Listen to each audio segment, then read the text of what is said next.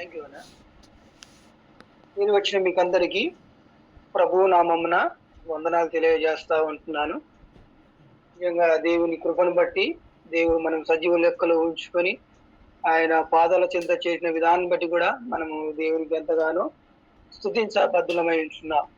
దానికి అనుగుణంగా మనము లేఖనాల నుంచి ధ్యానించుకుందాం. బైబిల్ గ్రంథంలో నుంచి పాత నిబంధన గ్రంథంలో నిర్గమకాండం 20వ అధ్యాయము 12వ వచనాన్ని చదువుతూ ఉంటున్నాను. నిర్గమకాండం 20వ అధ్యాయము 12వ వచనం. నీ దేవుడైన యెహోవా నీకు అనుగ్రహించు దేశంలో నీవు దీర్ఘాయుష్మంతుడగునట్లు నీ తండ్రిని నీ తల్లిని సన్మానించుము. నిజంగా మనము పోయిన సండే ఆ రోజు మనము ఏం జరుపుకున్నాం? మదర్స్ డే కదా. నిజంగా మదర్స్ డే సెలబ్రేషన్ చాలా మంది చేసుకుంటూ వచ్చారు. సో మనము బైబిల్ గ్రంథంలో నుంచి తల్లిదండ్రులకు ఇవ్వాల్సినటువంటి రెస్పాన్సిబిలిటీని తర్వాత నేను ఈరోజు కూడా శ్రీధరన్ అది పోస్ట్ చేస్తూ వచ్చాడు, సుధాకర్ అన్న సరే పోస్ట్ చేశాడు. ఏదంటే తల్లిదండ్రులు నవ్ డేస్ ఏటీఎంలుగా మారుతున్నారని ఒక ప్లేయర్ కూడా అన్నగారు పంపించడం జరుగుతుంది.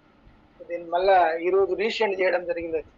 దాని గురించి నేను ఆలోచిస్తూ ఉన్నప్పుడు తల్లిదండ్రులకు ఇవ్వాల్సినటువంటి ప్రియారిటీ లేదా స్థానాన్ని మనం ఏ విధంగా ఫుల్ఫిల్ చేస్తూ ఉంటున్నాం, లేదా మనం ఏ విధంగా తల్లిదండ్రుల పట్ల విధేయత కలిగి ఉంటున్నాం, లేదా దేవుడు ఏమి చెప్పాడు బైబిల్లో, మనం ఏం చేస్తూ ఉంటున్నాం అనే విషయాన్ని కొన్ని బైబిల్ గ్రంథంలో నుంచి ఆలోచించాలని ఇష్టపడుతూ ఉంటున్నాను.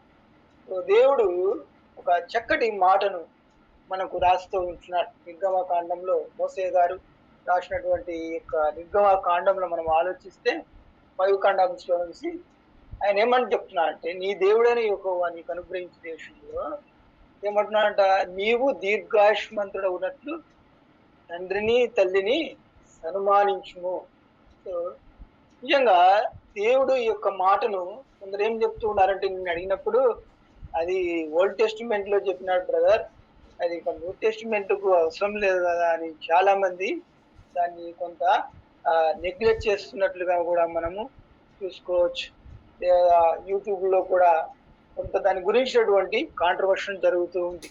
ఏమంటే మార్కు రాసిన సువార్తలో కొన్ని రాస్తాడు కదా, నీ తండ్రిని తల్లిని ద్వేషించకుంటే నువ్వు నాకు పాత్రుడు కాదు అనేసి దీని విషయాలు ఆలోచించినప్పుడు బైబిల్లో మనకు ఏం చెప్తా ఉంది, మనం ఏం నేర్చుకుంటున్నాం అనే విషయాన్ని దేవుడు ఎలా దాన్ని చెప్పాడో కొన్ని నిమిషాలు ఆలోచిద్దాం. నిజంగా దేవుడు ఈ మాటను ఇక్కడే చెప్పాడా? సో కొత్త నిబంధనలు కూడా ఆ మాటను మనకు తెలియజేస్తున్నట్లుగా మనం చూస్తాం. అదేవిధంగా చూస్తే ఎఫెసీయులకు రాసిన పత్రిక 6వ అధ్యాయం 1వ వచనంలో చూస్తే, ఎఫెసీయులకు రాసిన పత్రిక అపోస్తలుడైన పౌలు ఎఫెసీయులకు రాసిన పత్రిక 6వ అధ్యాయం 1వ వచనం ఏమనుందంటే అక్కడ, పిల్లలారా ప్రభువునందు మీ తల్లిదండ్రులకు విధేయులై ఉండుడి, ఇది ధర్మమే. నీకు మేలు కలుగునట్లు నీ తండ్రిని నీ తల్లిని సన్మానింపుము, అప్పుడు నీవు భూమి మీద దీర్ఘాయుష్మంతుడగుదు. ఇది వాగ్దానములతో కూడిన ఆజ్ఞలో మొదటిది అని అక్కడ రాస్తుంటున్నాడు. ముఖ్యంగా ప్రభువునందు ప్రియమైనటువంటి పిల్లలారికి దేవుడు సెలవిచ్చే మాట ఏంటంటే, నెంబర్ 1 ఏం చెప్తున్నాడు? నీకు మేలు కలుగునట్లు. ముఖ్యంగా మన తల్లిదండ్రులను సన్మానించడం అంటే మనం అర్థం చేసుకోవాల్సిన విషయం ఏంటంటే, వాళ్ళకు ఏదో ఒక శాల్వ కప్పి కులదండ వేసి లేదా వాళ్ళు గౌరవించడం కాదు, కానీ వాళ్ళ యొక్క అవసరతలు అంటే వృద్ధాప్యంలో ఉన్నప్పుడు వాళ్ళ యొక్క కండిషన్ అంటే సరైన స్థితిలో వాళ్ళు లేనప్పుడు మనం వాళ్ళను ఆదరించాల, ప్రేమించాల.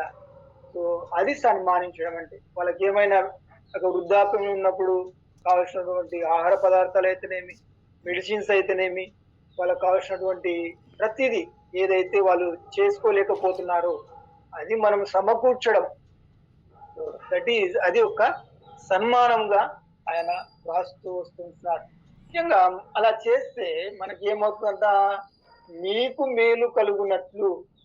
మనకు మేలంట అలా చేస్తే. కానీ అందుకే ఇలా నోట్ ఏమంటామంటే దీర్ఘాయుష్మంతుడు అవుతాం కదా. అంటే చాలా మంది ఏం చేస్తా ఉంటారంటే హిందువులు తర్వాత కృష్ణ వాళ్ళందరూ ఆ యొక్క కుమారులను కుమార్తెలు దీవించినప్పుడు దీర్ఘాయుష్మంతుడు నిజం కదా. ముఖ్యంగా ఈ లోకంలో మనం జీవించాలి అంటే ఆరోగ్యంగా సౌఖ్యంగా సో దేవుడిచ్చినటువంటి ఆజ్ఞల్లో సో ఏమంటున్నాడు మొదటి ఆజ్ఞ కదా, వాగ్దానములతో కూడిన ఆజ్ఞల్లో మొదటిది అని చెప్పేసి రాసిన పత్రిక 6వ అధ్యాయంలో మొదటి వచనంలో ఆయన రాస్తూ ఉంటున్నాడు. కాబట్టి ఇది మనము చేయాల్సినటువంటి రెస్పాన్సిబిలిటీ లేదా విధి. సో ఎక్కడంట భూమి మీద దీర్ఘాయుష్మంతుడు అవుతావు కదా, భూమి మీద నీవు దీర్ఘాయుష్మంతుడు అవుతావు.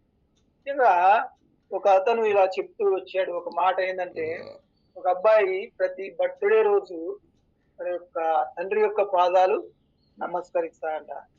ఆ యొక్క బర్త్డే రోజు మాత్రమే. తర్వాత 365 రోజులు వాళ్ళ ఆయన కాళ్ళకు మొక్కాల. ఎందుకంటే తను ప్రతిరోజు ఏదో ఒక పాపం, ఏదో ఒక తంట పని, ఏదో ఒక తన తండ్రికి అవమానం తెచ్చే పని ఇలా చేస్తూనే ఉంటాడంట.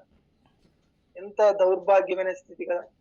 ఒక తల్లిదండ్రులకు విధేయులై లోబడి సన్మానించమని బైబిల్లో చెప్పినప్పుడు తల్లిదండ్రుల మాట మనం ఎంతవరకు వింటున్నాం అనే విషయాన్ని మనము ఆలోచించాల్సినటువంటి వారమై ఉంటున్నాం. భూమి మీద మనం బ్రతకాలి అంటే, జీవించాలి అంటే నిజంగా తల్లిదండ్రులుగా మనం చేయాల్సినటువంటి పని. అదేవిధంగా మనం చూస్తే కింద 4వ వచనంలో కూడా చెప్తాడు, తల్లిదండ్రులారా మీ పిల్లలకు కోపం రేపొకడి ప్రభువు యొక్క శిక్షలోను బోధలోను వారిని పెంచండి. ఇక్కడ మనము మన యొక్క తల్లిదండ్రులు అయితేమి మనమైతేనేమి ఇక్కడ చాలా మంది వివాహాలైనటువంటి వారు ఉన్నారు కదా. మనం ఆలోచించినప్పుడు దేవుని యొక్క శిక్షలోను బోధలోను వారిని పెంచండి అంటున్నాడు పౌలు గారు. నిజంగా దేవుని బోధలో మనము వారిని పెంచుతూ ఉంటున్నామా, దేవుని బోధలో మనము వారిని శిక్షలో వారిని పెంచుతూ ఉన్నామా అంటాడు కదా.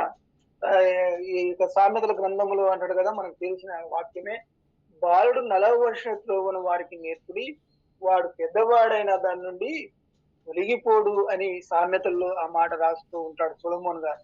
నిజంగా మన పిల్లలకు మనం ఏమి బోధిస్తుంటున్నాం, వాళ్ళు జన్మించినప్పటి నుంచి ఎప్పుడైతే భూమి మీదకి మనం వారిని తీసుకొని వస్తామో, ఎప్పుడైతే వారి భూమి మీద మనము జీవించగలుగుతుంటారో మన పిల్లలు స్టార్టింగ్ నుంచి ముఖ్యంగా వాళ్ళకి ఏమి నేర్పిస్తుంటున్నాం. ముఖ్యంగా నవ్వే డేస్ లో VBS జరుగుతూ ఉంటున్నాయి.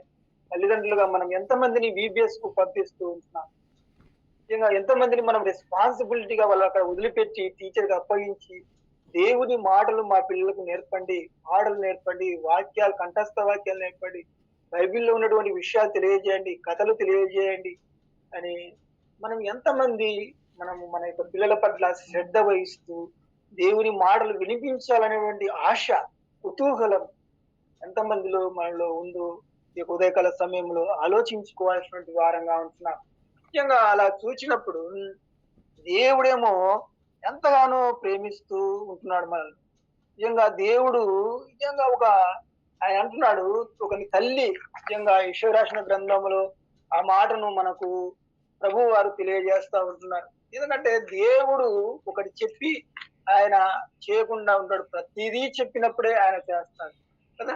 ముఖ్యంగా యెషయా రాసిన గ్రంథం 66వ అధ్యాయం 13వ వచనంలో ఆయన ఒక మాట రాస్తాడు. యెషయా రాసిన గ్రంథం 66వ అధ్యాయం 13వ వచనం, ఒకని తల్లి వారిని ఆదరించినట్లు నేను మిమ్మును ఆదరించాను. తల్లి ఎలా ఆదరిస్తుందంటే అది మనకందరికీ ఎరిగినటువంటి వారమే ఆ సత్యాన్ని కదా. తండ్రి అయినా కొంత నెగ్లెక్ట్ చేయొచ్చేమో కానీ తల్లి ముఖ్యంగా తండ్రి లేకున్నప్పటికీ 4 ఇండ్లు అడుక్కొని లేదా చేయకునే ఆ యొక్క పనులతో అంట్లు తోమి లేదా ఏ విధంగా అయినా తన కుమార్తెలను పోషించుకుంటూ వచ్చే తల్లి ముఖ్యంగా కదా. ఇలాంటి అందుకే ఆయన ఆ మాట రాస్తూ ఉంటున్నాడు, ఒక తల్లి వారిని ఆదరించినట్లు ఆదరణ తల్లి పట్ల. అందుకే పిల్లలు పుట్టినప్పుడు ఆ యొక్క తల్లి ఒడిలో ఉన్నటువంటి ముఖ్యంగా ఎవరి దగ్గరైనా ఎత్తుకున్నప్పుడు ఏస్తారేమో కానీ తల్లి కాడ ఉన్నప్పుడు ఎంతో చక్కగా ఎంతో హ్యాపీగా, ఎందుకంటే ఆ వెచ్చదనము తర్వాత ఆ స్పర్శ అనేది తల్లిలో ఉన్నటువంటి ఆ యొక్క భద్రత ఆ యొక్క కుమార్తెలు గ్రహిస్తూ ఉంటారు.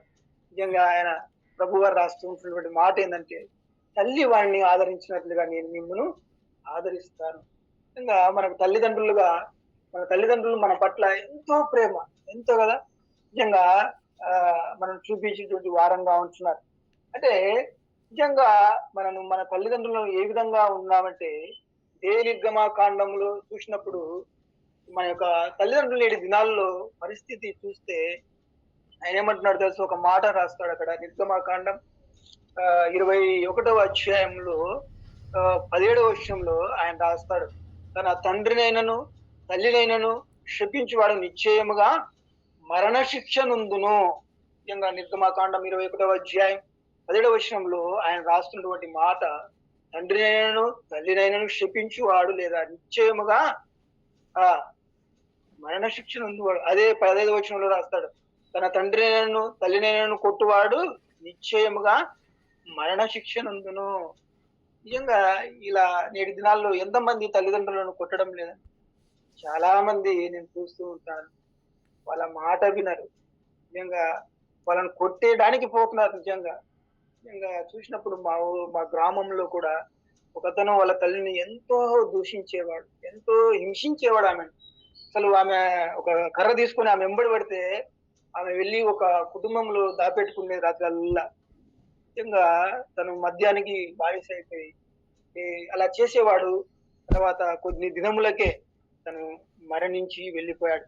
ఒక భయంకరమైనటువంటి వ్యాధి తనకి సంభవించి మరణించినట్లుగా మనం చూస్తాం. నిజంగా ఒక తల్లిని ఏ విధంగా మనము చూస్తూ ఉంటున్నాం వృద్ధాప్యంలో వారిని. నిజంగా నేటి దినాల్లో చూస్తే వృద్ధాశ్రమాలు ఎన్నో ఎన్నో ఎన్నో రోజు రోజుకు పెరిగిపోతూ ఉంటున్నాయి. కారణం నిజంగా దేవుని వాక్యం మనము సరిగా అర్థం చేసుకోకపోవటం, వారి పట్ల మనము ప్రేమ లేకపోవటం. నిజంగా అన్నగారు పంపిస్తున్నట్లుగా ఏటీఎంలుగా నిజంగా వాళ్ళు డబ్బులు మాత్రమే మనం సమకూర్చేవారుగా, అందుకే మనల్ని చాలా మంది ప్రశ్నించేవారుగా ఉంటున్నారు. నువ్వు నాకేమి సంపాదించినావు, ఏమి ఇచ్చినావు, ఎంత ఆస్తులు ఇచ్చినావు, చూడు వాళ్ళ యొక్క పిల్లలేమో లగ్జరీస్ గా ఉన్నారు, అవి ఉన్నాయి ఇవి ఉన్నాయని ప్రతి దినము మన యొక్క మనము హింసించే వారంగా ఉంటున్నాం. మన తల్లిదండ్రులను దూషించే వారుగా ఉంటున్నాం. మీరేం మాకు చేశారు, వాళ్ళ హృదయం ఎంతగా నొచ్చుకొని ఉంటుందో అప్పుడు మనము ఆలోచించాల్సిన వారంగా ఉంటున్నాం. ముఖ్యంగా వారు ఒక పూట తినక మన యొక్క జీవితాలను ఒక ఉన్నత స్థానంలో ఉండాలని ప్రతి ఒక్క తల్లిదండ్రులు కోరుకునే వారుగా ఉంటున్నారు. నిజంగా అందుకే అంటున్నాడు ఆయన, ఈ యొక్క తల్లిదండ్రులను సన్మానించు, వారిని శిక్షించవద్దు, వారిని ప్రేమించు, కొట్టవద్దు. నిజంగా ఈ మాటలన్నీ కూడా ఆయన రాస్తున్నట్లుగా మనం చూస్తాం. నిజంగా ఒక తల్లి నిజంగా చూస్తే దేవుని బోధలో ఏ విధంగా అయితే ఆయన ప్రేమ, నిజంగా దేవుని ప్రేమ ఏ విధంగా ఉందో తర్వాత దేవుని తర్వాత అది తల్లిదండ్రులదే అని మనం చెప్పుకోవచ్చు. నిజంగా దేవుని ప్రేమ తర్వాత తల్లిదండ్రులదే అది మనము ఆ విషయాన్ని ఆలోచించవచ్చు. నిజంగా మనం చూసినప్పుడు తల్లిదండ్రులు మన పట్ల ఎంతో ప్రేమ కదా. ఆ ప్రేమను మనము చూసినటువంటి వారంగా ఉంటాం. ఎందుకంటే మన తల్లిదండ్రులు ప్రేమించినంతగా ఈ లోకంలో మనల్ని ఎవ్వరూ ప్రేమించలేడు. నిజంగా ఏ తల్లిదండ్రులు కూడా తన యొక్క కుమారులు గాని కుమార్తెలు గాని నశించాలా, లేదా వాళ్ళు సరైనటువంటి స్థానంలో వారు ఉండకూడదు అని ఆలోచించలేనటువంటి వారుగా ఉంటున్నారు. ముఖ్యంగా ఇది దేవుడు మనకి ఇచ్చినటువంటి ఆ యొక్క రెస్పాన్సిబిలిటీని, ఆ యొక్క బాధ్యతను, ఆ యొక్క వృద్ధాప్యంలో వాళ్ళని చేరదీయాల్సినటువంటి అవసరతను మనము గుర్తించాల్సిన వారంగా ఉంటున్నాం. ముఖ్యంగా మనం చూస్తే ఈ యొక్క దేవుడు మనం ఎంతగానో పోషించేటువంటి వారంగా ఉంటున్నాడు.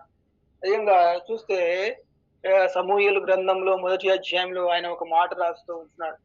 ఆమె నిజంగా నా యొక్క తీసుకెళ్లి, కాబట్టి నేను ఆ బిడ్డను యెహోవాకు ప్రతిష్ఠించుతున్నాను, తాను బ్రతుకు దినములన్నిటినూ వాడు యెహోవాకు ప్రతిష్ఠునని చెప్పి యెహోవాకు అక్కడనే మొక్కుకొనెను. నిజంగా ఈ యొక్క స్త్రీ ఆ విధంగా చేస్తా ఉంటుందో నిజంగా మనం ఆలోచించినప్పుడు దేవునికి సమర్పిస్తూ ఉంటుంది. ఎప్పుడైతే దేవుని దగ్గర నుంచి పొందుకున్నదో ఈమె నిజంగా ఆమె తర్వాత దేవునిలో పెంచాలని ఎప్పుడైతే తను రాస్తాడు, ఇంకా ఆ యొక్క వాళ్ళు విడిచిన తర్వాత తీసుకువెళ్ళి ఆ యొక్క దేవుని సన్నిధిలో ఆ యొక్క యాజకునికి అప్పగించినట్లుగా మనం చూస్తాం కదా. నిజంగా దేవుని యొక్క ప్రేమ నిజంగా దేవుని యొక్క ఆ నా కుమారుడు దేవుని సన్నిధిలో ఎదగాలి, దేవునిలో ఎదగాలి, దేవుని దయందును నిజంగా తీసుకుని వచ్చి అతని యొద్ద ఇట్లా నేను నిజంగా ఎప్పుడు ఏమైతే అనుకున్నదో ఖచ్చితంగా దాన్ని ఆమె నెరవేరుస్తూ ఉంటుందన్నమాట. నిజంగా అలా మన పిల్లలను దేవుని దగ్గరకు వచ్చి దేవుని మాటలు, అందుకే అంటారు కదా, అది కానీ దినవృత్తాంత గ్రంథంలో అనుకుంటే ఆయన రాస్తాడు.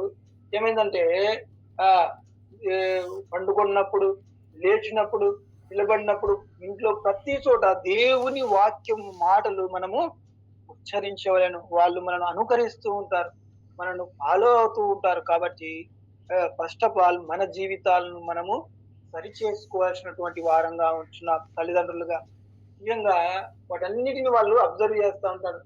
మనము వైట్ టైం చేసుకోవడం లేదా పొద్దున్న లేసి బైబిల్ చదువుతున్నామా, తర్వాత వాక్యం వింటున్నామా, తర్వాత ప్రార్థన చేసుకుంటున్నామా, వీటన్నిటిని మన పిల్లలు అబ్జర్వ్ చేస్తూ ఉంటారు. నిజంగా మా వాడు కూడా ఒక్కొక్కసారి అడుగుతూ ఉంటాడు, ఏంటంటే మీకు జూమ్ లో మీటింగ్ లేదా? నిజంగా మనం చూసినప్పుడు వాళ్ళు మనము అనుకరించే వాళ్ళుగా ఉంటారు. ఏంటంటే ఈరోజు ఈజిఎఫ్ లేదా అంటాడు, గుర్తు చేస్తా ఉంటాడు. నిజంగా వీటన్నిటిని వాళ్ళు చిన్నప్పటి నుంచే బీజం, అందుకే కదా మొక్కై వంగనిది మ్రానై వంగున అనే విషయాన్ని మన పెద్దలకు సామెత కూడా మనం తెలియజేస్తాం. చిన్నప్పటి నుంచి వాళ్ళని దేవునిలో ఉంచినట్లయితే, అందుకే వాడు నడవలసిన వాడు పెద్దవాడైనను తొలగిపోడు, పెద్దగా మొక్క అయినాక కూడా పెద్ద వృక్షమైనప్పుడు కూడా దేవుని యందు వాడు తొలగిపోకుండా జీవిస్తాడు కదా. ఈ యొక్క ఉదయకాల సమయంలో ఒక తల్లి నిజంగా ఎట్లా ప్రేమిస్తాడంటే కుమారులను, సామెతల గ్రంథంలో ఆయన రాస్తాడు 31వ అధ్యాయంలో చూస్తాడు. ఇదంతా కూడా ఆమె రాజు అయినటువంటి లెమోయేలు మాటలు, అతని తల్లి అతనికి ఉపదేశించిన దేవోక్తినే సామెతల గ్రంథం 31వ అధ్యాయం స్టార్టింగ్ లో ఆయన రాస్తాడు. నా కుమారుడా, నేనేమందును, నేను నిన్ను కన్య కుమారుడా, నిజంగా నీ బలము స్త్రీలకి ఎంత నిజంగా వాళ్ళ తల్లి నిజంగా ఆయన ఎంతగానో దేవునికి సమర్పిస్తుంది, ఆయన ఎంతగానో భద్రపరుస్తుంది. నిజంగా వారు త్రాగినను పేదరికము మరతురు, తమ శ్రమలు తలంచక ఇందురు. ఈ విధంగా తల్లి ఆయన రాస్తూ 25వ వచనంలో కూడా బలము ఘనతయు ఆమె వస్త్రములు ఆమె రాబో కాలము విషయమై నిర్భయంగా ఉంటారు. ఏముందంటే ఫస్ట్ దేవుని యందు ఉన్నటువంటి తల్లి, అందుకే దేవుని యందున్న తల్లి ఆమె అంటాడు తన ఇంటి వారి నడతలను బాగుగా కనిపెట్టును. ఎవరు? తల్లి తన ఇంటి వారి నడతలను బాగా, ఎవరు ఎలా వెళుతూ ఉంటున్నారు, దేవుళ్ళు ఉన్నారా, తప్పిపోతూ ఉంటున్నారా, నిజంగా రోజు ప్రార్థన చేసుకుంటున్నారా, దేవునిలో వాక్యం చదువుకుంటున్నారా, ఇది కనిపెట్టాల్సినటువంటి అవసరత ఎంత ఉంది. అందుకే ఆమె తన ఇంటి వారి నడతలను బాగా కనిపెట్టును, పని చేయకుండా ఆమె భోజనము చేయదు. తల్లి నిజంగా దేవుని యందు భయభక్తులైన తల్లి పని చేయకుండా భోజనం చేయడం. నిజంగా అలా ఆమె కుమారులు లేచి ఆమెను ధన్యురాలందరూ. సామెతల గ్రంథం 31వ అధ్యాయంలో 27 వచనంలో ఈ మాటలు రాయబడి ఉంటాయి. ఆమె కుమారులు లేచి ఆమెను ధన్యురాలందరూ. సో మన తల్లిదండ్రులుగా మన పిల్లలు ధన్యురాలు అని అనిపించుకుంటున్నామంటే కారణం, అనిపించుకోవాలంటే ఫస్ట్ ఆఫ్ ఆల్ దేవునిలో మనం బలపడాల, దేవుని ప్రేమను మనం పొందుకొని ఆ ప్రేమను మన పిల్లలకు, అందుకే ఏమంటారు తెలుసా, పిల్లలు తండ్రులారా మీ పిల్లలకు కోపము రేపకుడి. నిజంగా వాళ్ళను ప్రేమతో దగ్గర తీసుకొని యేసుక్రీస్తు ప్రభు వారి కూడా చూసినప్పుడు నిజంగా యోహాను రాసిన సువార్త 2వ అధ్యాయం 3వ వచనంలో అక్కడ చూస్తే కానా విందు అక్కడ జరుగుతున్నప్పుడు ఆమె ద్రాక్షరసం అయిపోయిందని చెప్పినప్పుడు మరి తల్లి అమ్మా ఎందుకు నీకు నాతో పని అని ఆయనను నిజంగా దేవుడు ఎంత చక్కగా ఆమెను డీల్ చేసినట్లు, కోపం లేదు. తర్వాత ఆమె ఏమంటదంటే కింది వచనంలో రాస్తే 4వ వచనంలో ప్రభువు వారు చెప్పినట్లుగా చేయడి అని రాస్తాడు అక్కడ యోహాను రాసిన సువార్తలో. కానా విందులో ప్రభు వారు మీకు ఏం ఆజ్ఞాపిస్తారో వాళ్ళ తల్లి ఆ మాట చెప్తుంది. ఎంత కొడుకు పట్ల నమ్మకం, ఎంత కొడుకు పట్ల ప్రేమ కదా. మనము నేర్చుకోవాల్సినటువంటి వారమైన బైబిల్లో ఈ విషయాలు ఇదే మనకు రేపొద్దున అన్యుల యొద్ద నిజంగా మనము ఒక సాక్ష్యాన్ని, ఒక టెస్ట్ మనీని మనము వాళ్ళకు వినిపించినటువంటి వారం అవుతాం కదా. వాళ్ళ తల్లిదండ్రులు పిల్లల పట్ల ప్రేమను, వారి యొక్క మధ్య ఉన్నటువంటి రిలేషన్ ను మిగతా వారు అబ్జర్వ్ చేస్తా ఉంటూ ఉన్నారని మనం తెలుసుకోవచ్చు. నేటి దినాల్లో నిజంగా ఇలాంటి వారు ఎందరో తమ పిల్లలు అర్థం చేసుకోలేక అనాథాశ్రయంలో విడిపోయి వాళ్ళు ఎంతగానో బాధతో కృషించి ఆ చివరి దినాల్లో ఎందుకు మాకు ఈ జీవితాలు, మా పిల్లలు నిజంగా వాళ్ళు ఎదురు చూస్తూ ఉంటారంట అనాథాశ్రమంలో. నిజంగా వాళ్ళు చెప్తున్నప్పుడు కొందరు మా యొక్క పిల్లలు వస్తారా లేదా, నిజంగా ఎంత వాళ్ళ వేదన, బాధ మనము అర్థం చేసుకోవాల్సినటువంటి వారంగా ఉంటున్నాం. నిజంగా దేవుడు బైబిల్ గ్రంథం యోహాను రాసిన సువార్తలో ఆయన 19వ అధ్యాయము 26వ వచనంలో ఆయన శివ మరణం పొందుతూ ఆయన చెప్పేటటువంటి మాటను మనం అర్థం చేసుకోవచ్చు. యోహాను రాసిన సువార్త 19వ అధ్యాయం 26వ వచనంలో ఆయన యేసు తన తల్లియు తాను ప్రేమించిన శిష్యుడు దగ్గరకు నిలిచి ఉండడం చూసి, అమ్మా ఇదిగో నీ కుమారుడు అని చెప్పి తన తల్లితో చెప్పాను. తర్వాత శిష్యులు చూసి ఇదిగో నీ తల్లి అని చెప్పాను. ఆ గడిలోని ఆ శిష్యుడు ఆమెను తన ఇంట చేర్చుకొనేను కదా. సిలువలో మరణించి రక్తము కారుతూ ప్రాణము పోయే స్థితిలో కూడా దేవుని యొక్క రెస్పాన్సిబిలిటీని, తన తల్లిని, తన బాధ్యతను గుర్తు చేసుకుంటున్నాడు కదా. అమ్మా నేను వెళ్ళిపోతున్నాను, ఇదిగో నీ యొక్క బాగోగులు చూడడానికి, నిన్ను సంరక్షించడానికి, నిన్ను కాపాడటానికి ఇదో నా యొక్క శిష్యుడుగా ఉన్నటువంటి యోహాను గారికి అప్పచెప్తున్నానని ఆయన నిజంగా ఆ యొక్క యోహానుకు అప్పగించినట్లుగా మనం చూస్తాం. అందుకే దేవుడు ప్రతిదీ చెప్పాడు, తను చేశాడు. ఆయన చెప్పినది ఏది కూడా తను ఒళ్ళు కూడా నిజంగా బైబిల్లో ఏది చెప్పాడు అది చేశాడు. అందుకే ఆయన రెస్పాన్సిబిలిటీని గుర్తించి తన తల్లిని అప్పచెప్పినట్లుగా మనం చూస్తాం. ఎంత గొప్ప ప్రేమ కదా. నిజంగా ఆ నిజంగా దేవుని కంటే నిజంగా అందుకే ఆయన ఆ మాట రాస్తూ ఉంటాడు. చాలా మంది దీన్ని వక్రీకరించి తల్లిదండ్రులు విడిచిపెట్టమని బైబిల్ చెప్పిందని కొందరు అపార్థాలతో 7 దినాల్లో జీవిస్తూ ఉంటున్నారు. నిజంగా అలా కాదు. కానీ దేవుడు ఏమంటున్నా అంటే ఈ యొక్క మత్తయి రాసిన సువార్త 10వ అధ్యాయం అనుకుంటా 37వ వచనంలో నిజంగా ఆయన ఏమంటాడంటే, తండ్రినైనను తల్లినైనను నాకంటే ఎక్కువగా ప్రేమించువాడు నాకు పాత్రుడు కాడు అనే విషయాన్ని రాస్తాడు. నిజంగా మన ప్రేమలో ఫస్ట్ ఆఫ్ ఆల్ దేవునికి ఇవ్వాలా. ఎప్పుడైతే దేవుని ప్రేమను మనం పొందుకుంటామో, దేవుని నుంచి ఆ ప్రేమను గ్రహిస్తామో, నిజంగా దేవుని ఎక్కువగా అంటే మన తల్లిదండ్రులు ప్రేమించకూడదని కాదు, కానీ ఇక్కడ రాసినటువంటి భాష first of all first preference దేవునికి ఇవ్వాలా, తర్వాత తల్లిదండ్రులకు ఇవ్వాలా అనే విషయాన్ని ఇక్కడ ఆయన మనకు రాస్తూ ఉంటున్నాడు. ఏమే కదా, ఫస్ట్ ఆఫ్ ఆల్ మనకు దేవుడు అందుకే వాగ్దానంలో కూడిన ఆయన రాసిన ఆజ్ఞలు ఇచ్చాడు కదా. ఫస్ట్ ఆఫ్ ఆల్ నీ దేవుడైన యెహోవాను తప్ప వేరొక దేవుడిని నువ్వు ఉచ్చరించకూడదు నామాన్ని రాస్తూ కింద తర్వాత రాసినట్టే తర్వాత దేవుని తర్వాత ఇచ్చినటువంటి ప్రియారిటీ తల్లిదండ్రులదే. ఆ యొక్క రాస్తాడు, నిన్ను దీర్ఘాయుష్మంతుడు ఉన్నట్లు నీ తండ్రిని నీ తల్లిని సన్మానించుము. దేవుని తర్వాత మనకు ఉన్నటువంటి వారు మన యొక్క తల్లిదండ్రులే. ఎందుకంటే మనం ఎప్పుడైతే దేవుని ప్రేమిస్తామో, ఆ ప్రేమను మనం పొందుకుంటామో, బైబిల్లో నేర్చుకుంటామో, ఖచ్చితంగా మన తల్లిదండ్రులను ప్రేమించకుండా ఉండలేము. కాబట్టి నేటి దినాల్లో మన తల్లిదండ్రుల రెస్పాన్సిబిలిటీని దేవుడు యొక్క ఉదయకాల సమయంలో మనం గుర్తు చేస్తా ఉంటున్నాడు. మనం ముఖ్యంగా దేవుని నమ్ముకున్న పిల్లలుగా, విశ్వాసులుగా మన పిల్లల్ని ఎలా పెంచాలా, మన తల్లిదండ్రులకు ఎలా లోబడి ఉండాలా అనే విషయాలు మనం ప్రభు వారు మాట్లాడుతూ వచ్చారు. సో వీటన్నిటిని మనం కరెక్ట్ చేసుకుంటూ, సర్దుకుంటూ, సరి చేసుకుంటూ, నిజంగా మన తల్లిదండ్రులు ఒక డబ్బు కోసం మాత్రమే కాదు, కానీ ప్రేమను పంచేవారు, ప్రేమను మనం ఇచ్చేవారని గ్రహించి దేవుని కంటే తర్వాత స్థానం మన తల్లిదండ్రులకు ఇవ్వాలని తెలియజేస్తూ ఈ యొక్క మాటలు ముగిస్తున్నాను. ఇచ్చినటువంటి సమయాన్ని బట్టి ప్రభు వారికి వందనాలు. Praise the lord.